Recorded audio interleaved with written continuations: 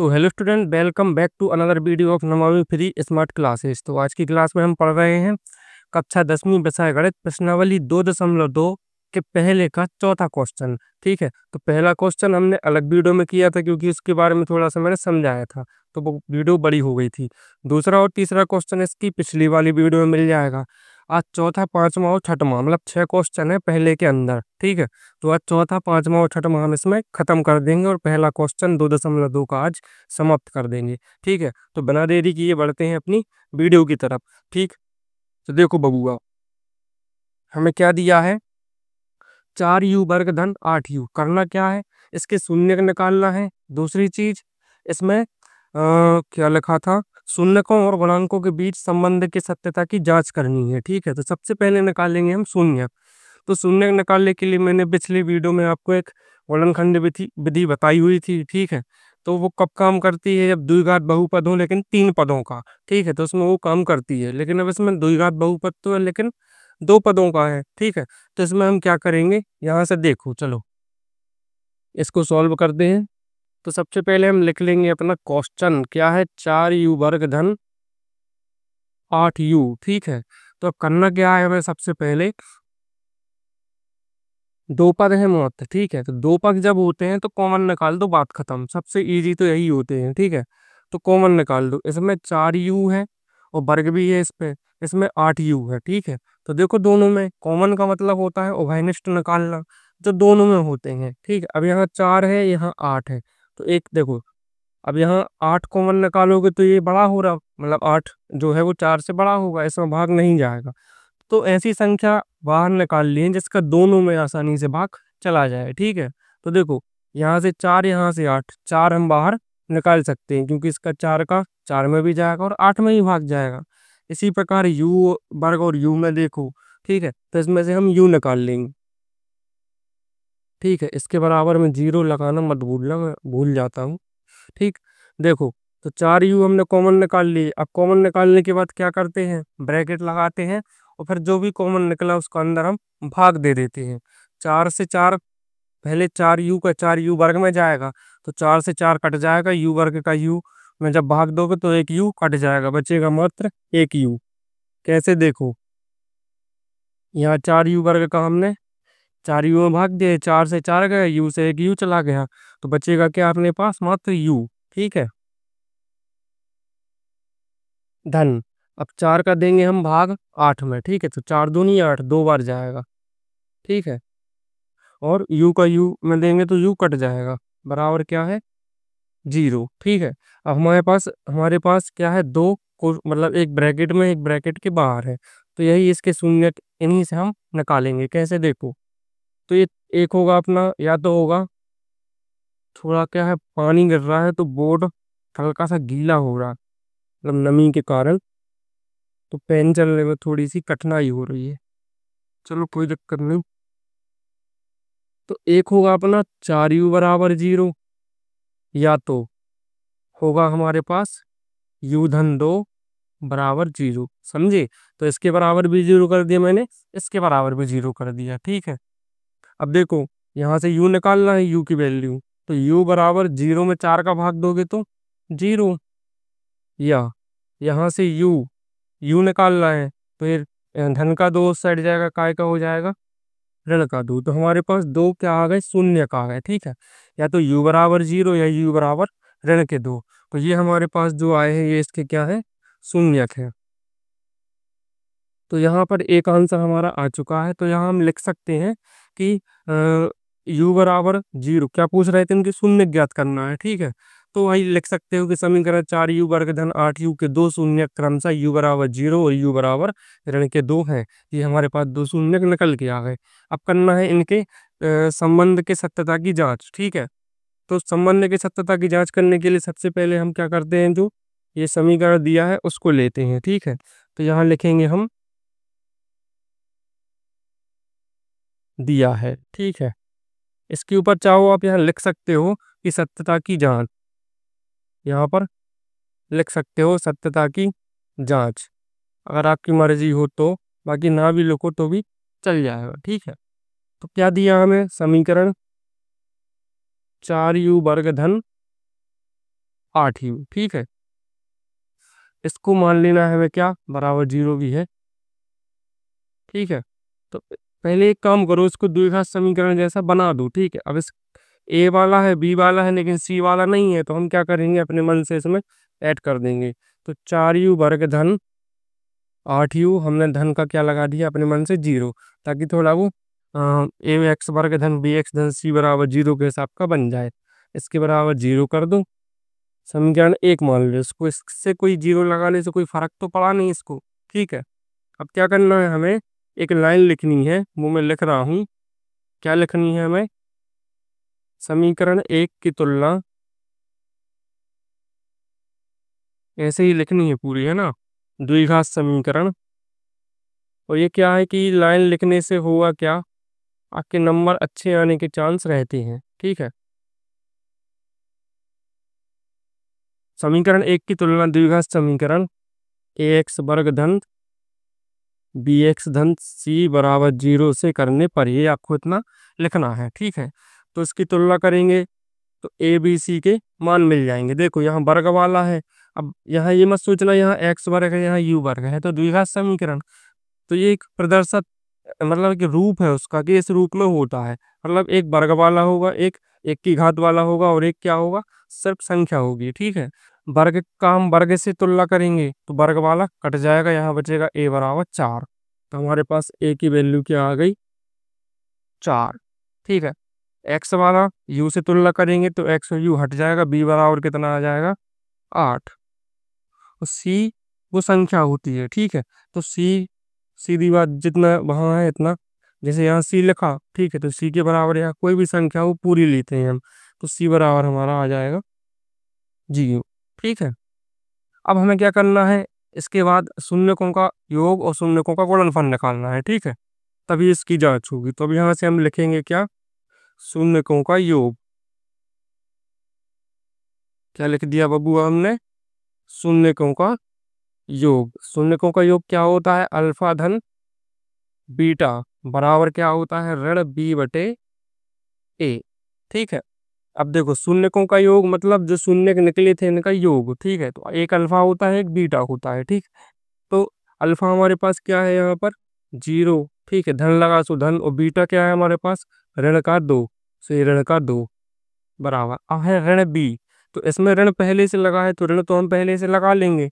B की जगह पर क्या है 8, बटे क्या है ए की जगह पर क्या है हमारे पास 4, ये लिख लिया हमने। ठीक है, देखो 0 है धन ऋण का ऋण, तो यहाँ सिर्फ क्या बचेगा, ऋण का 2। इसको काट दो, 4 एकम 4, 4 दूनी 8, क्या आ गया, ऋण का 2। देखो ये दोनों बराबर आ गए कि नहीं, तो एक तो हमारा सिद्ध हो गया कि ये सही है। ठीक है, दूसरा होता है शून्यकों का गुणनफल। यहाँ लिखना है आपको शून्यकों का गुणनफल, अल्फा इंटू बीटा। ठीक है, मैं पूरा नहीं लिख रहा हूँ, आपको पूरा लिखना है। तो शून्यकों का गुणनफल क्या होता है, सी बटे ए। अभी बी बटे सी बटे ए कहाँ से आया, इसकी पहली वाली वीडियो देख लो, सो पूरा डिटेल में मैंने समझाया हुआ है। तो अल्फा इंटू बीटा कर दो, तो अल्फा हमारा क्या था 0, और बीटा हमारे पास क्या था, ऋण के 2। तो सी बटे ए, तो सी की वैल्यू यहाँ पर क्या है 0, और ए की वैल्यू हमारे पास क्या है 4, तो मैंने रख दी 4। ठीक है, अब 0 का किसी में गुणा करो, किसी में भाग करो, क्या आएगा 0, इसका भी 0 हो जाएगा और इसका भी 0 हो जाएगा। देखो इस साइड का पक्ष इस साइड के बराबर है, इस साइड का पक्ष इस साइड के बराबर है, इसका मतलब क्या है, हमारा जो आंसर है वो, मतलब जो हमने क्वेश्चन जो किया है वो पूरी तरह से सही है। और यही होती है इसकी सब संबंध की सत्यता की जांच। ठीक है, मतलब ये है कि हमारा क्वेश्चन पूरा हो चुका है। आप चाहो तो इसका स्क्रीनशॉट ले सकते हो, मैं साइड में हो जाता हूँ, ले लिया होगा। और इसमें कहीं भी आपको प्रॉब्लम आती है तो जल्दी से कमेंट बॉक्स में एक कमेंट कर दें। और वीडियो पसंद आ रही हो तो अभी से लाइक कर दो, जल्दी से जल्दी जाओ, पहले लाइक करके आओ, फिर अगला क्वेश्चन करेंगे। ठीक है, कर दिया, इतने जल्दी कर दिया, ठीक है यार, गजब है यार। और जो नए देख रहे हैं वो सब्सक्राइब भी कर दो, जल्दी आओ सब्सक्राइब भी करके आओ। सब्सक्राइब भी कर दिया, क्या बात है, बड़े तेज हो रहे हो आजकल हैं। अब देखते हैं हम इसके बाद पांचवा क्वेश्चन। तो पांचवा क्वेश्चन हमारे पास क्या है, इस बार थोड़ा सा डिफरेंट है, वो सर्वसमीकरण लगने वाला क्वेश्चन, मतलब ज्यादा कठिन नहीं है। गुणनखंड विधि से ये जो क्वेश्चन है वो गुणनखंड विधि से तो लागू नहीं, अच्छे, कम से कम इसमें दिमाग तो नहीं लगाना पड़ता। ठीक है, गुणनखंड विधि वाले में तो हमें दिमाग लगाना पड़ता है भरपूर। क्या है हमारे पास, टी वर्ग ऋण 15। तो टी वर्ग ऋण 15, ये तो और ही इजी क्वेश्चन मिल गया। इससे इजी क्वेश्चन ही नहीं होंगे, ठीक है। तो सबसे पहले क्या करते हैं बेटा, हम पहले हम किसान के पास जाके हल लाते थे, लेकिन अब हम एडवांस हो गए हैं, अब हम सॉल्व लिखने लगे, ठीक है। तो क्या दिया हमें, टी वर्ग ऋण 15, इसके बराबर क्या मानते हैं हम, 0, ठीक है। अब देखो, द्विघात समीकरण तो है, ठीक है, लेकिन पूरी तरह से द्विघात समीकरण ये नहीं है, क्योंकि इसमें एक वर्ग वाला है लेकिन एक सिंगल की घात नहीं है, वो डायरेक्ट संख्या है। तो ऐसे क्वेश्चन में हम क्या करते हैं, सर्वसमीका का यूज करते हैं, क्योंकि इसमें गुणनखंड विधि हम नहीं लगा पाएंगे, ठीक है। तो जल्दी से इसमें सर्वसमीका का यूज करते हैं हम। इसको यदि हम ए वर्ग ऋण बी वर्ग बना लें तो कितना प्यारा रहेगा। तो हमें क्या करना है, क्या इसको मैं ऐसा लिख सकता हूँ, टी वर्ग तो है, तो टी का वर्ग तो है ही, ठीक है। इस 15 को क्या हम लिख सकते हैं, √15 का वर्ग।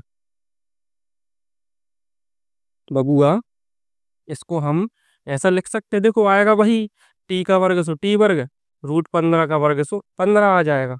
मतलब समझे बबुआ, जिनका वर्ग यदि यहाँ पर 9 होता तो आसान होता कि 3 का वर्ग, ठीक है, लेकिन 3 होता तो क्या करते, तो उसमें अंडर रूट लगा दिया करो, इसका वर्ग निकाल दिया करो, ये सबसे इजी ट्रिक है, ठीक है।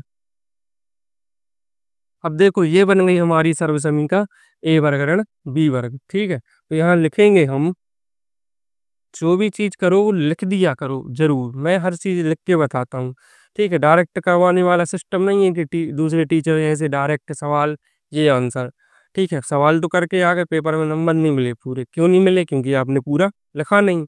तो 4 नंबर का क्वेश्चन है तो 6 नंबर के हिसाब से करके आओ, कि 1-2 नंबर कटने की गुंजाइश भी हो, पूरी हो जाए, ठीक है। मेरा यही नियम है, मेरे 90+ मार्क्स इसलिए थे, मतलब उस समय में 10 साल पहले 90+% मेरी इसलिए है, मैं पूरा एक एक चीज लिख के आता था, ठीक है। तो आप लोगों को भी लिख के आना है, ठीक। तो हमें क्या करना है, सर्वसमीका ए वर्ग ऋण बी वर्ग बराबर क्या होती है, a+b और a-b का प्रयोग करने पर, यहाँ इतना लिख के आना है, जो भी करके आओ लिख के आओ, ठीक है। तो ए वर्ग ऋण बी वर्ग, इसके बराबर क्या होता है, ए धन बी और ए ऋण बी, तो लगा दो हमारे पास। यहाँ देखो, ए क्या हो जाएगा टी, बी क्या हो जाएगा 15, तो यहाँ से ए हमारा टी हो जाएगा और बी क्या हो जाएगा, 15 बोल दिया मैंने, √15, ठीक है बबुआ। अब देखो यहाँ, यहाँ पे सर्वसमीका में लगा दिए तो जो का तिल लिख देते हैं। तो ए वर्ग मतलब हुआ हमारा टी का वर्ग, ऋण बी वर्ग मतलब होगा हमारा √15 का वर्ग, ठीक है। बराबर क्या होता है, a+b और a-b, a+b यानी टी धन √15, a-b मतलब टी ऋण √15, ठीक है। तो ये बन गए हमारे गुणनखंड, ये निकल के आ गए, ठीक। तो इसको हम लिख लेंगे यहाँ। अतः इसका हमारे पास क्या बन गया, टी धन √15, एक ब्रैकेट में और दूसरे ब्रैकेट में टी ऋण √15, बराबर हमारे 0 चल ही रहा था।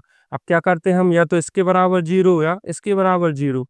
तो टी धन √15 बराबर 0, या टी ऋण √15 बराबर 0, ठीक है। इसको पक्षांतर कर दोगे, क्योंकि टी की वैल्यू निकालनी, तो टी बराबर यहाँ हो जाएगा रूट माइनस का, प्लस का है तो उस साइड माइनस का 15, ठीक है, माइनस का √15, ठीक। और यहाँ पर क्या हो जाएगा, टी बराबर ऋण का है तो काय का हो जाएगा, धन का √15। तो हमारे जो शून्यक है, हमारे प्यारे प्यारे से शून्यक है, ये निकल के आ चुके हैं। बहुत ही प्यारे से शून्यक हैं, कितने प्यारे दिख रहे हैं, क्यूट क्यूट से, ठीक है। तो ये एक निकला हमारा ऋण का √15, एक निकला हमारा धन का √15, ठीक है।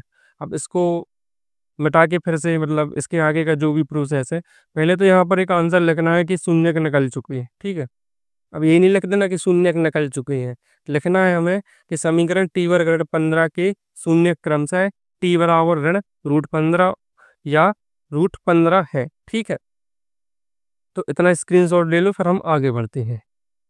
ले लिया होगा, तेज हो गए स्टूडेंट। ठीक। तो हमें याद रखना है कि एक हमारा रूट ऋण का रूट 15 है, एक धन का रूट 15 है। ठीक है। अब हमें क्या करना है बबुआ,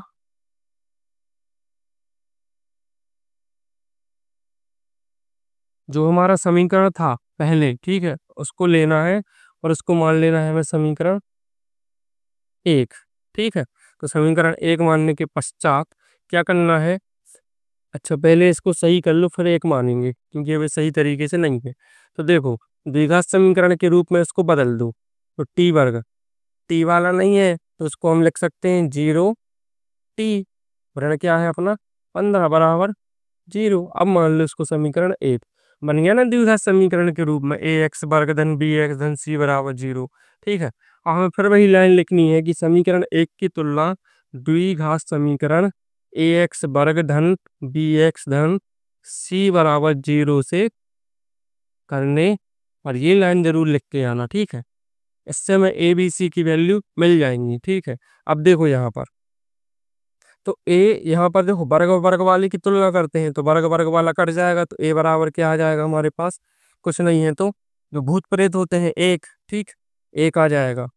अब बी की जगह 0 है, क्योंकि इसकी तुलना इससे करेंगे तो बी बराबर क्या हो जाएगा हमारे पास 0। और सी की जगह पर देखो ऋण का 15 है। ठीक है। ये याद रखना। अब यहाँ ऋण यहाँ भी है तो हम ऋण 0 तो लगा नहीं सकते, 0 का क्या ऋण धन। ठीक है। लेकिन सी की जगह हमें क्या करना है, ऋण का 15 ही लिखना है। ठीक है बबुआ। अब इसके बाद हमें क्या करना है, शून्यकों का योगफल निकालना है और शून्यकों का गुणनफल। तो जल्दी से हम यहाँ निकालेंगे क्या, शून्यकों का योगफल, क्योंकि यहाँ से हम क्या कर रहे हैं, सत्यता की जांच कर रहे हैं। ठीक है। और आप चाहो यहाँ लिख सकते हो सत्यता की जांच। ठीक है। तो शून्यकों का योगफल क्या होता है, अल्फा धन बीटा बराबर ऋण बी बटे ए। ठीक है। तो अल्फा धन बीटा, अब अल्फा हमारा क्या था, मतलब एक शून्य हमारा क्या निकला था, रूट 15 धन का। ठीक है। और धन लगाओ, एक निकला था हमारे पास ऋण का रूट 15। ठीक। ऋण है तो ऋण, बी की जगह क्या है 0, ए की जगह क्या है 1। लो, अब देखो यहाँ इसको सॉल्व करूँ तो अंडर रूट 15 धन ऋण का ऋण अंडर रूट 15। ठीक है। 0 में भाग दो तो 0, धन और ऋण के कट जाएंगे, क्या बचेगा 0, और 0 बराबर 0। दोनों साइड एक सा आ गया, मतलब एक चीज तो हमने सिद्ध कर ली कि ये सही है, योगफल। अब निकाल लेंगे हम शून्यकों का गुणनफल, लिख लेना शून्यकों का गुणनफल अल्फा इंटू बीटा बराबर क्या होता है सी बटे ए। ठीक है। तो अल्फा हमारा क्या है, एक रूट 15। ठीक है। गुणा एक क्या है, ऋण का रूट 15, सी बटे ए, सी की वैल्यू कितनी थी, ऋण 15, ए की वैल्यू हमारे पास क्या है 1। ठीक है। अब देखो यहाँ धन ऋण का ऋण, या रूट का गुणा रूट में करते हैं तो रूट हट जाता है, आंसर क्या आएगा सिर्फ 15। और एक का 15 में भाग दो ऋण के 15 में तो क्या आएगा, ऋण के 15। देखो बबुआ, यहाँ पर देखो ये दोनों बराबर आ गए हैं, 0 इस साइड 0 इस साइड। यहाँ पर भी ऋण 15 और ऋण 15 दोनों बराबर आ चुके हैं। इसका मतलब ये है कि हमारा जो सवाल है वो पूरी तरह से सही है। तो ये उसके नीचे वाला पोर्शन है, इसका भी जल्दी से एक स्क्रीनशॉट ले लीजिए। ठीक है। तो ये बहुत ही सरल सा आंसर इसका आ गया है। तो इसी के साथ हम बढ़ते हैं अब अगले क्वेश्चन की तरफ। तो जल्दी से देखते हैं फटाफट। ठीक है। ज़्यादा वीडियो लंबी नहीं करने देंगे। ठीक। तो जल्दी से हम इसको सॉल्व करते हैं। तो जब इस तरीके के क्वेश्चन आए तो हम पहले भी समझा चुके हैं, तो जिनने पहले वीडियो देखी है, ठीक है, उनके लिए ज़्यादा फायदा होने वाला है। सबसे पहले हम क्या करते हैं, सबसे पहले हम लिखते हैं अपना समीकरण इसके बराबर में 0। ठीक है। इसका और इसमें गुणा, पहले देख लो सही से लिखा, पहले वर्ग वाला फिर एक की घात वाला फिर यहाँ अचर पद। ठीक है। अब देखो, सबसे पहले पहले और लास्ट का हम गुणा करते हैं, जो भी आता है यहाँ गुणा में आता है। ठीक है। तो यहाँ लिखते हैं हम, ये रफ में लिखना रहता है गुणा में। ठीक है। तो 4 तिया 12, ऋण ऋण भी है यहाँ, तो 4 तिया 12 मतलब गुणा में चाहिए ऋण के 12। फिर देखते हैं हम बीच का पद, बीच के पद में कुछ नहीं है तो एक होगा। ठीक है।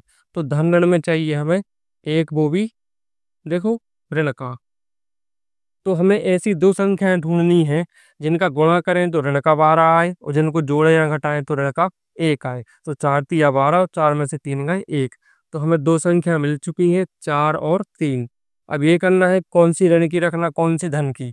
तो भाई यहाँ देखो, ऋण का चाहिए वो तो छोड़ो, कोई एक रख देंगे ऋण का आ जाएगा। लेकिन इसको देखो, बड़ी संख्या में से जब छोटी संख्या घटाएंगे तो ऋण की चाहिए ना यार, तो बड़ी संख्या ऋण की रख दो। तो ऋण का 4 और धन का 3। जिनको ये समझ में नहीं आया, पहली वीडियो देख लो, सब समझ में आ जाएगा। इसका मतलब पहला क्वेश्चन देख लो, ठीक है। तो हम क्या करते हैं, इसके बाद इसको जो बीच वाला पद है इसको तोड़ देते हैं। तो इस वाले पद को इन दोनों में तोड़ देते हैं। तो यहाँ लिख सकते हैं हम ऋण के 4x और धन के 3, मतलब ऐसा हम लिख सकते हैं, ठीक है। और यहाँ पर क्या है, यहाँ x है, सॉरी।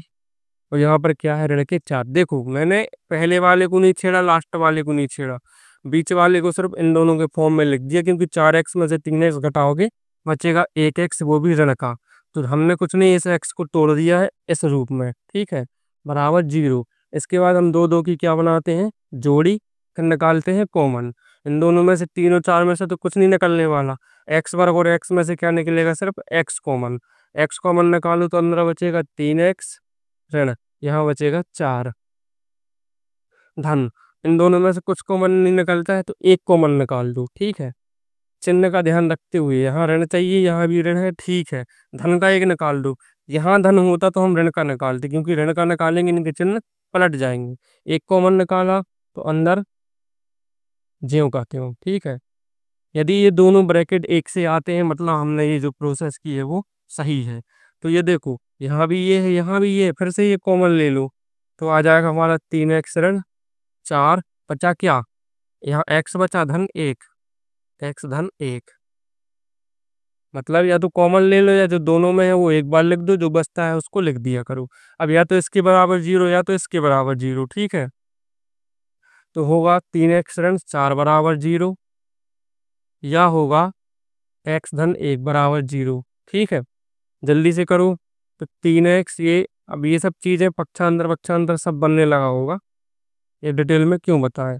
एक्स बराबर आ जाएगा ऋण का 1, ठीक है। तो एक्स निकालना है तो ये क्या होगा, एक्स बराबर, ये बटे में चले जाएंगे, सिर्फ 4/3, या एक्स बराबर क्या है, ऋण का 1। ये निकले हमारे दो शून्यक, एक निकला हमारा एक्स बराबर 4/3 और एक निकला हमारा एक्स बराबर ऋण का 1, ठीक है।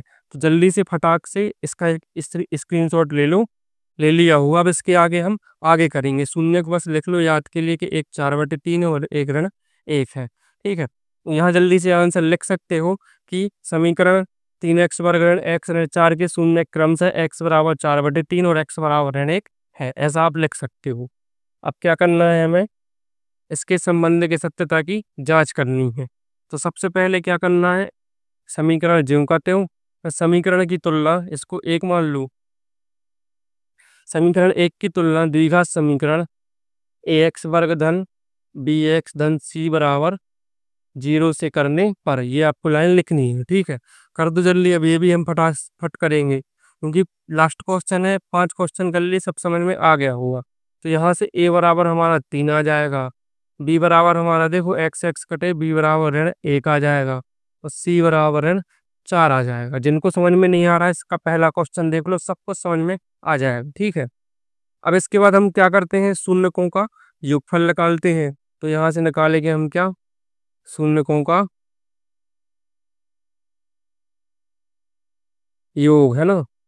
अल्फा धन बीटा बराबर क्या होता है, ऋण b/a। अल्फा धन बीटा हमारे क्या आए थे, एक था हमारा 4/3 और धन, और दूसरा था हमारा ऋण 1 और ऋण b। तो ऋण b की जगह पर क्या है, ऋण 1, और a की जगह पर क्या है, 3, ठीक है। जल्दी से देखो, 4/3 धन ऋण का ऋण, यहाँ पर 1 है, बटे में 1 मान के चलो, ठीक है। ऋण का धन, यहाँ पर 3, ठीक है। या तो उनका एलसीएम ले लो, नहीं तो इसका इसमें और नीचे नीचे का, जब नीचे का जो एलसीएम इन दोनों का गुणा आए तभी ये ट्रिक यूज करना। तो 4 एकम 4, ऋण लगा सुरण, 3 एकम 3 और 3 एकम 3 बराबर क्या है, यहाँ पर 1/3।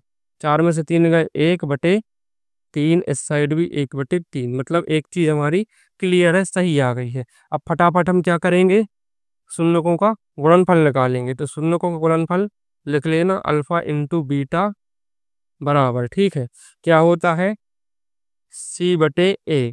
तो हमारा अल्फा क्या था, शून्य के 4/3, और दूसरा क्या था, ऋण 1।